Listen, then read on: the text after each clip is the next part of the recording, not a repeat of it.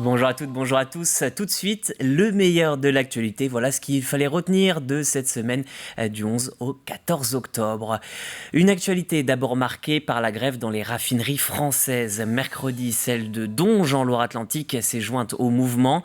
La raffinerie envoie du carburant pour une partie du département. L'autre partie vient du dépôt de La Rochelle, pour l'instant ouvert.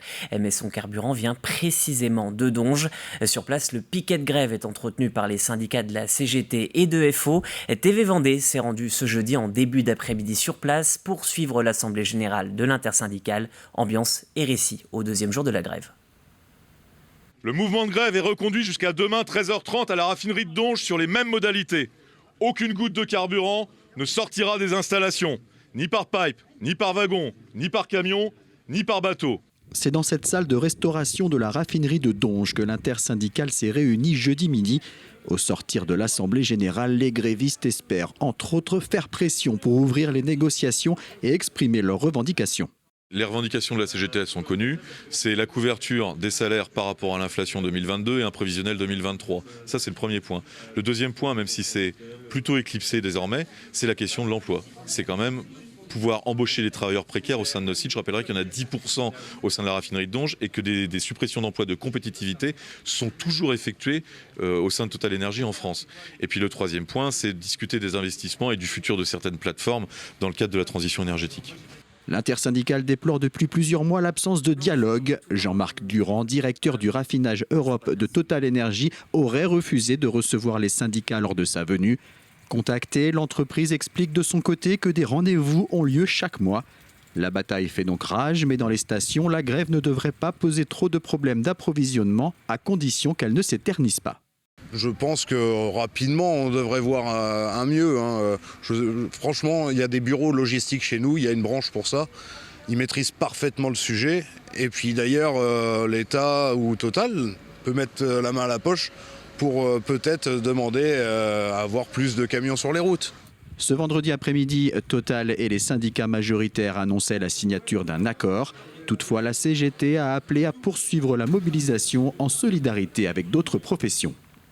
Et comme nous vous le disions à l'instant, ce vendredi en fin d'après-midi, un accord de branche a été signé entre Total et certains syndicats. La CGT de son côté appelle toutefois au maintien des grèves en soutien aux autres secteurs grévistes. Donges a donc reconduit vendredi midi le blocage de l'usine pour tout le week-end et jusqu'à mardi. Nous vous tiendrons informés bien sûr en début de semaine prochaine sur l'évolution du dossier. Cette semaine a aussi été marquée par la session délocalisée du conseil départemental. Parmi les sujets, l'énergie, là aussi. Les élus s'inquiètent de son coût pour les collectivités locales. Toutefois, une solution existe, à en croire Alain Leboeuf. Le président du conseil départemental parle par exemple bien de la production.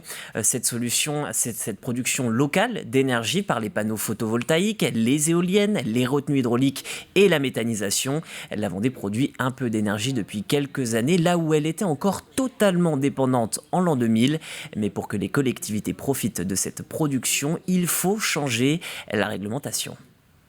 20% de ce qui est consommé en Vendée est produit en Vendée.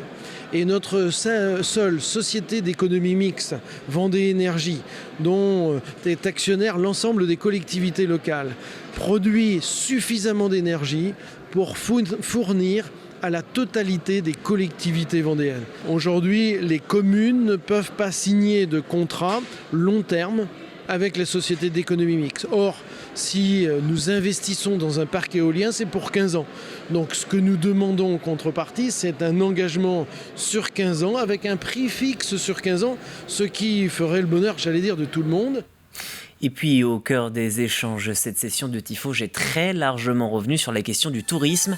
Cette année, les chiffres sont d'ailleurs très flatteurs. Le secteur a généré 2,5 milliards d'euros de chiffre d'affaires sur le département. C'est plus que l'année de référence en 2019. Fort de ces données, le conseil départemental en a profité pour lancer un projet 2022-2028, dont l'objectif est de séduire toujours plus de touristes et gérer convenablement ce flux. Enfin, notez ce bémol, malgré l'emploi de 37 000 personnes, le logement et le nombre de saisonniers disponibles restent rares. Tout autre chose à présent, direction Aubigny-les-Clouseaux pour découvrir la carrière de la commune. Il s'agit d'une retenue d'eau fraîchement aménagée. Elle va permettre de stocker plusieurs mètres cubes d'eau en hiver afin de s'adapter aux conditions climatiques toujours plus dégradées l'été. Pour preuve, au 9 octobre, le niveau des retenues d'eau est de 35%. Une situation bien compliquée puisque 94% de cette ressource vient des captations de cours d'eau. Découverte de cette nouvelle réserve avec Grégoire de Châtillon. La carrière des Clouseaux, une carrière qui n'attend que la pluie pour se remplir. Face à la sécheresse, face à l'accroissement de la population, cette nouvelle réserve d'eau va être d'un grand secours pour alimenter l'Ouest vendéen. Il est primordial d'avoir des stocks tampons de ce type-là avec des volumes conséquents. Ça va être ce qui va nous sauver pour la suite parce qu'à l'heure actuelle, ça peut devenir très très vite critique, ça c'est sûr. Une fois remplie, la carrière des Clouseaux stockera un volume de 2,5 millions de mètres cubes d'eau. Une réserve supplémentaire pour la Vendée, désormais raccordée à la retenue du Jonais, qui, elle, possède une capacité de 3,4 millions de mètres cubes d'eau, un volume considéré insuffisant aujourd'hui pour alimenter dans l'avenir l'ouest du département. Dès qu'il y aura une problématique d'eau potable sur la côte avec le Jonais, on aura en secours cet énorme volume d'eau. Un peu plus loin, à l'opposé de la carrière, ces élèves de la commune d'Aubigny-les-Clouseaux participent à un atelier sur l'eau dans le cadre de la fête de la science. Qu'est-ce qui s'est passé pour avoir un grand trou comme ça ici? La carrière est naturellement au cœur de cette sortie pédagogique. Et la réserve, c'est quoi? Eh ben, c'est la carrière que vous avez ici. S'il n'y a plus assez d'eau, je ne savais pas qu'il y avait encore une autre source pour encore prendre l'eau et pour venir dans les maisons. L'eau, un enjeu majeur, en particulier pour la Vendée.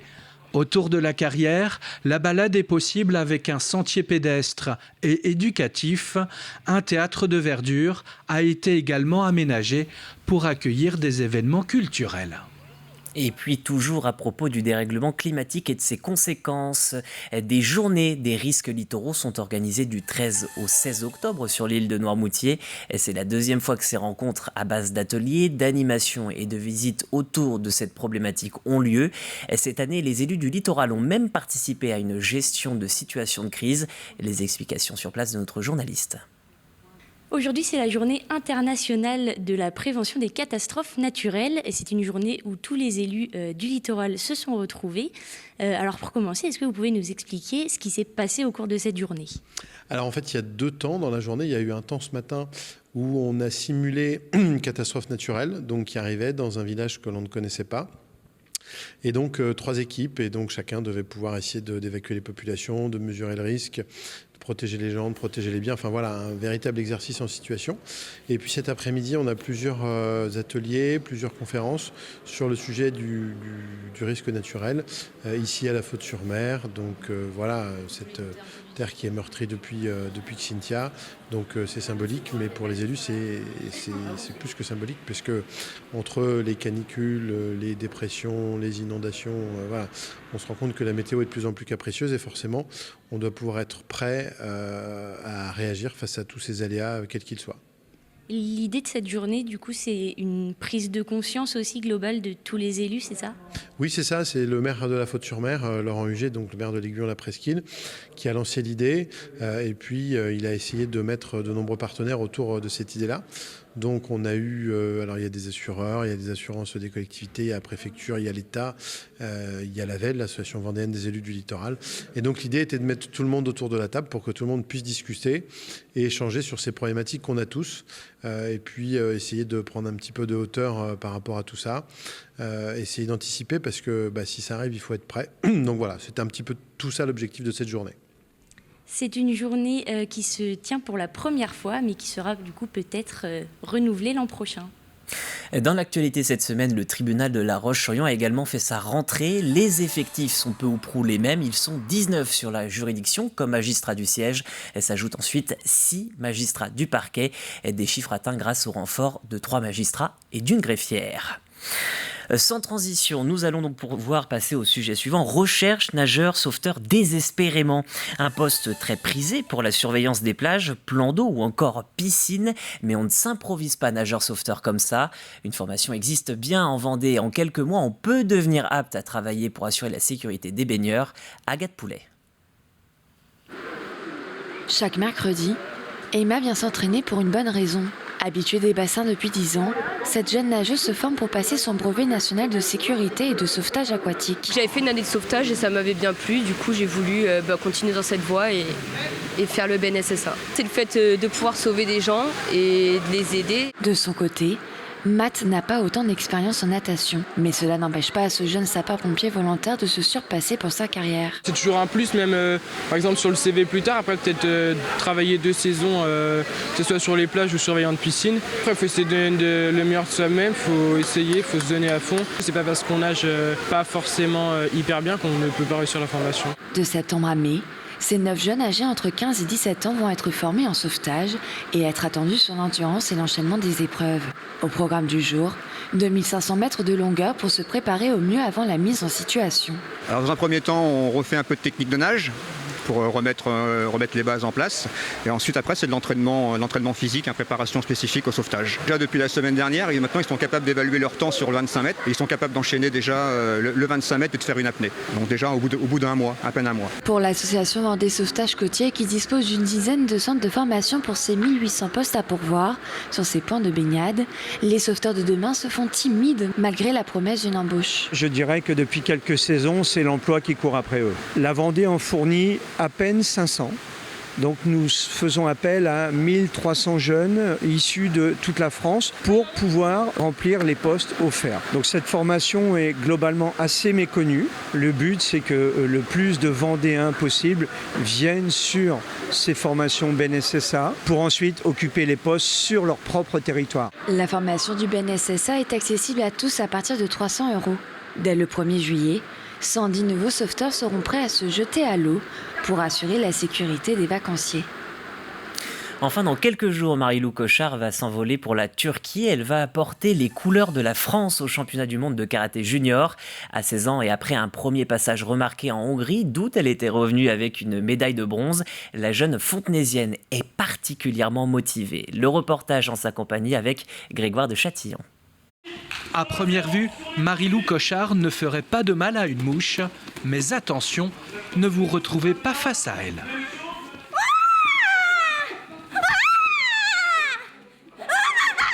La rapidité, l'efficacité et la sonorité sont au rendez-vous.